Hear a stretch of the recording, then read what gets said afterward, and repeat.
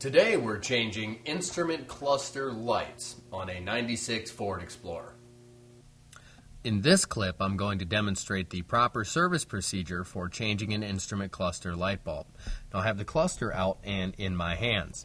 The lights all plug in on the back side. I'm going to go ahead and take and turn it around for you so you can take a look. All of these little knobs are bulbs for different things. Like this one right here is for your traction control. You have an anti-theft, your check engine, voltage, overdrive off light. All of these little ones are for specific labeled devices. Now the bulb that's burned out on my vehicle is this bulb right here. This portion, the center portion of my tachometer doesn't light up at all. Well, that's going to indicate that it's this large 194 bulb.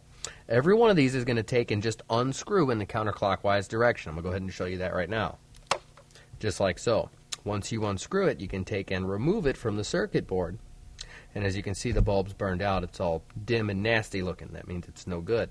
I'm going to take and unplug it and throw it away.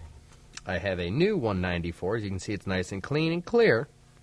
We're going to take and plug it into the terminal, slip it into the instrument cluster circuit board. You can see it's got an alignment tab right there. We're going to drop it in and rotate it clockwise to engage it. Just like so.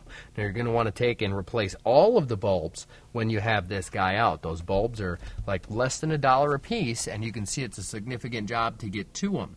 So like I said, you're going to want to take and replace them all. That is the proper service procedure for replacing the actual light bulbs in your instrument cluster.